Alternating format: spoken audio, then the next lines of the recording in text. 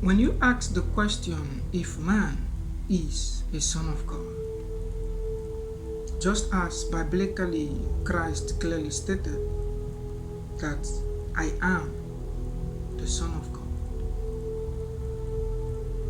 When you approach this question from a biological perspective, you would never find the answers. It has nothing to do with biology. It is completely deeper than any physical human conception of the mind can answer. It is an invitation into an existence and experience that is deeper than the physical reality. Thus, about divinity. You are one with the divine. You are one with the Father. Because you are made in that very likeness, image, to express divinity. So you are one with the Father. So when he said, I am the Son of God, simply means I have come to a level of realization of my oneness with the divine. And it has nothing to do with only Christ, as it was biblically stated. No. Christ was explaining this to the people. So you will also know that as he is a son of God, as he has realized his sonship of the Father, you are also a son unto the Father. But the difference is that you have not come to that inner knowing and realization of your sonship of the Father. It has nothing to do with a big mystery. It's not mystery. It's just a plain word. It's only realization. No human being can make you a son of God. No. You are only a son by being begotten of an essence. By virtue of you being a spirit being and a physical being, your spiritual aspect is your connection to the divine. That is your oneness with the divine. Not till you resurrect in this knowledge of who you are, not just as a mere physical being, but as a divine creature, one with the divine. Then you will realize that you and the divine is one. Let me give you an example.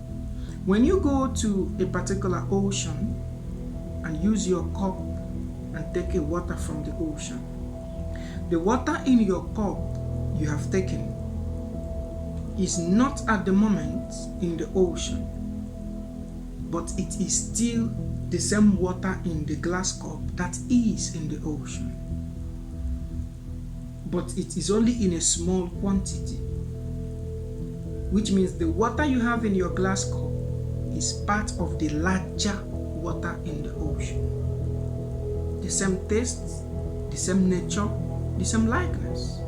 So you are only just a portion of that water in the ocean, in the glass cup.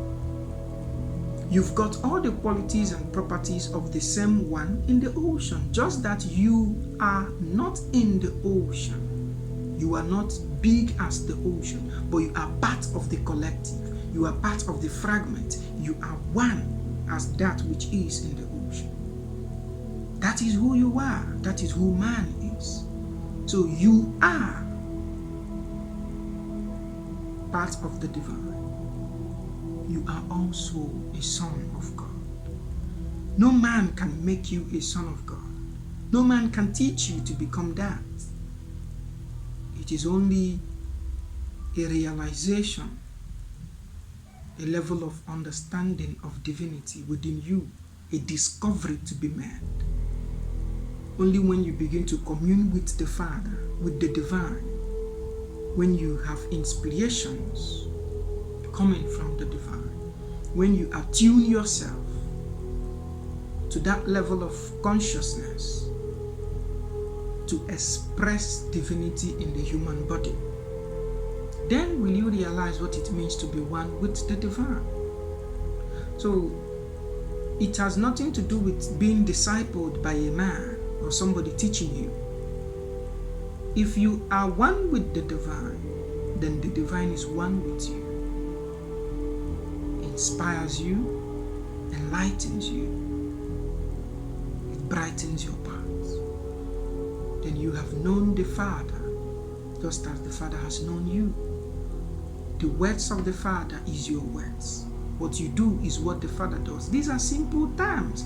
What you now speak is exactly what you receive from the divine. And what you now do is exactly what you are instructed to do from the divine. So you are one, inseparable.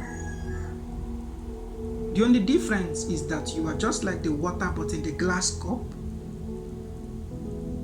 but the larger one is in the ocean. That is who you are. It is only a call for an inward introspection to begin a spiritual path of discovery, of knowing who you are. If you are a son unto the Father must teach you. He must speak to you. You don't become a son unto your father by someone else teaching you of your father.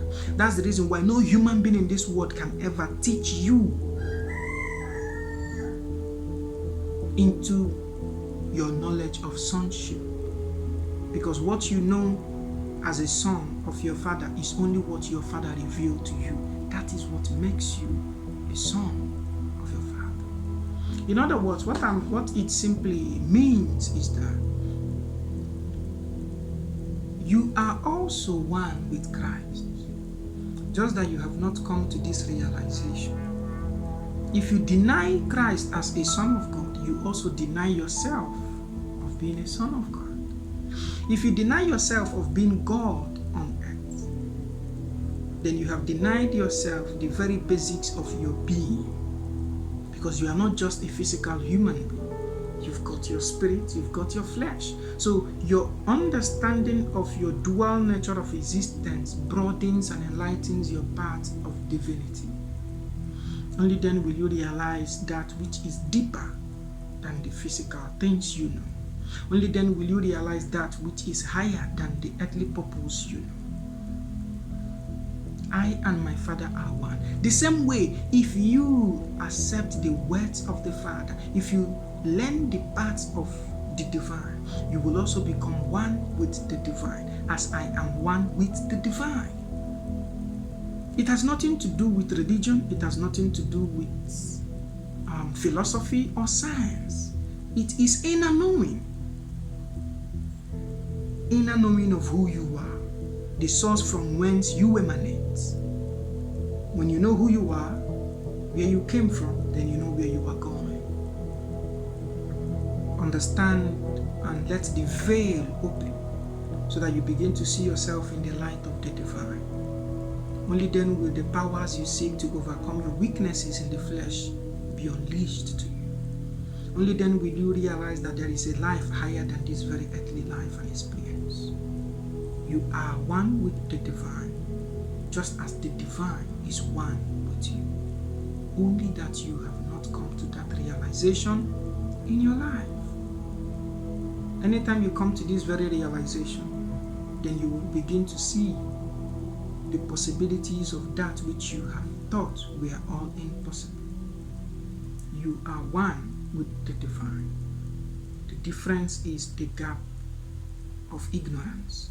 When that gap is bridged, then you come into union and oneness.